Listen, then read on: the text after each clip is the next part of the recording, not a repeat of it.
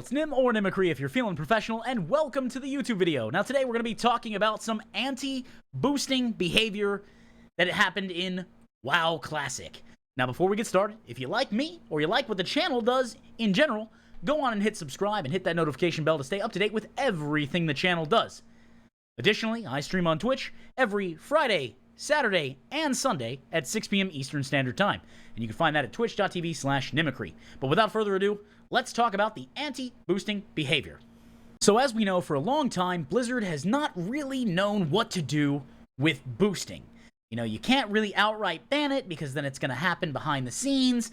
So they're like, well, maybe if it's just for gold, because there was a lot of RMT happening, of course, with the Galleywix community. I believe I did a video on that. You can find it on the channel. But for now, Wowhead does something here that's the new anti-boosting mechanics from enemies inside dungeons on Burning Crusade Classic. And the reason, of course, it's on Classic is because it's a lot harder to level in Classic than it is on Retail, just because you have less tools and less things. So let's take a look here. So new anti-boosting mechanics have been added to enemies inside dungeons on Burning Crusade Classic realms. This hotfixed into the game alongside the Joyous Journeys experience buff going live. Now listen, I just got done with a stream. I love the Joyous Journeys buff. 50% increased experience makes mob killing, even for collection quests, feel more rewarding. It feels good to be like, oh, okay, cool, because I went from 28 to 30 tonight and doing a little bit of thing, and we had some discussions, and it was a fantastic stream. But we're not here to talk about that. Now, so new anti-boosting mechanics. Enemies inside Stratholme are using Knockdown. Now, Knockdown inflicts 68 damage to an enemy and its nearest allies, stunning them for 2 seconds, affects up to 5 targets. Now, this stuns paladins, and more importantly, this stun works through Divine Shield and Free Action Potion. Now, there aren't very many things in the game, right, that pierce immunity. So when you finally decide to have something that pierces an immunity, I tend to take it seriously. Now, of course, PvE, you have your Dismantle and your Shattering Throw, which I both believe come in Wrath. But for a PvE mechanic to pierce, that, especially this early in the game, that's a big deal. So they're taking this seriously. Next, we have enemies are teleporting to mages inside Shadow Labyrinth after being slowed and rooted for a certain number of times. Now, I noticed how they said certain number and not an actual number. So I wonder if that's going to change on a sliding scale if people are going to try to test that. Or maybe it's random. Maybe it's once. Maybe it's twice. Maybe it's 3 times. Who knows? I'm sure somebody will do the math and figure some things out. Enemies inside Maradon become immune to all slow and root effects after a certain amount of time, similar to how it functions in Season of Mastery realms. And many dungeons have mechanics to stop mages and paladins from boosting. More examples are coming in. Using ledges and walls to kite to reset mobs will have them teleport to you. Ooh, that's a mean little change. And again, all this is designed to stop the efficient boosting of dungeons. There's no problem. They don't have a problem with people running dungeons, but they don't want people selling boosts. They don't want people doing what they would consider degenerate gameplay. Similar to how in live in retail, they didn't want to have degenerate gameplay among world first raiders, so they made it very hard for them to acquire gear. But then the world first raiders are like, well, I guess we're just gonna have to work harder. So this will not stop boosting. This will make boosting less efficient in most cases, but some people will still do it. And especially, one way to stop this altogether is to squeeze the experience that you gain, right? If you squeeze the experience you gain and shrink the level range at which you can gain usable experience, well, then then you won't have this happen. The problem is that would cause a lot of community outrage because, again, in Classic, you need help with a lot of group quests. Those elites are elite. They hurt. You can't just, and whereas in Retail, like, oh, this quest requires 3 people. Cool. I'm gonna go walk up there and bap. I'm gonna bap him on the head and take his loot, turn his quest. It's gonna be a good time. And again, different game styles. Not saying one's better or worse. I'm just saying that in this game, in Classic, it's much less solo friendly. And I play as a tank, so I can generally take a few hits about the face before falling down. So we see here, mages putting down portals outside of Shadow Labyrinth and leaving. Group outside Slave Pen, screenshot from Lenny. And then, of course, here's the blue post. So one of the most common pieces of feedback we received and observed ourselves in our own adventures is the concern about pervasive sales of dungeon boosting services in-game. It often overpowers chat with advertisements and makes certain channels hard to use for their intended purpose. Looking for group would be a thing. Now, that being said, where I play on Azure Song in Classic, you can find me under Mimicry if you want to play with me. I'm Alliance side. It's a problem because not only are they're generally like, hey, we could do boosts, but then there's also the standard general chat stuff that happens, and we all know what that is. It's annoying, and we're not going to get into that, but just as a reason why when I stream, I usually cover chat, because it's we don't need to see that. It's also no secret the gold for many boosting groups is used for illicit activities such as real money trading, or RMT, and also much of that gold players paid boosters then sold real money back to other players. Blizzard, of course, does not like RMT because they don't get their money, they don't get their cut, or, if you want to be a little bit more charitable, it breaks the game.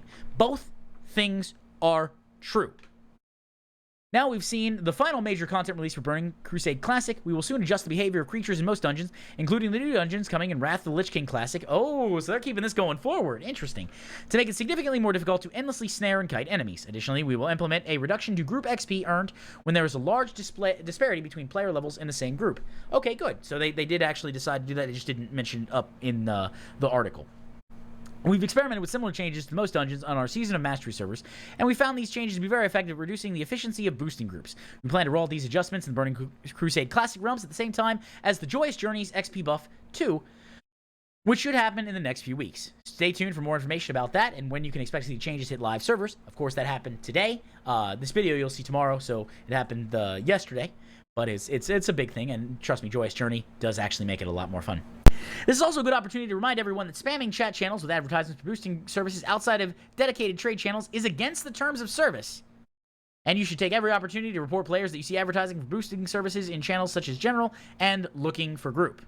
We are really looking forward to players joining us very soon in Wrath of the Lich King Classic Beta, and hope to be able to share more of that very, very soon as well. So as we can see, that's the Blizzard post, and so we look at that. So the question that I have for you guys right now is, what do you think about the boosting services? My personal opinion is that boosting is going to happen regardless. Players are always going to find a way to optimize their gameplay, be it through what Blizzard considers degenerate gameplay, or maybe they just do mob grinding, or any other type of gameplay, or maybe they just do the dailies, and the dailies are very rewarding, which personally I believe dailies should always be very rewarding because you have to do them over and over again, and you want to incentivize people doing them. So I think dailies should always be very rewarding. But that ultimately, this I don't think is going to have a negative effect on the game. I think that some players will be upset that they can no longer sell boosting stuff, and okay, fine. You know what you can still boost? You can still boost in raids. You can still boost in raids. You still can have your GDKP runs, which I personally don't take part in. You can have your EPGP or whatever other methods you use. Sure, have fun with that. You can do it. You just can't do it while leveling now. And ultimately, leveling is designed to, wait for it, end. Eventually, you hit the end of the organic growth cap, and it's all gear. And this has nothing to do about boosting in raids, so have fun. You can boost in PvP. Have fun. So ultimately, I think this is just this is a good change that doesn't really affect a whole lot of people outside of those who want to level quickly and those who want to sell services to level quickly. Blizzard also, coincidentally, does offer a service. If I remember correctly, there's a pass that you can get to put you at, like, I think 58. They might have upped it to 70. I don't know. I never looked into it because it's not something that interests me. But you could get to level 58 quickly. You pay your money, and boom, there you go. You got it. I think it comes with a mount, too. I'm not 100%. But that was why early on in Burning Crusade Classic, you saw so many rogues, bots doing pickpocketing in, I think, Blackrock Depths.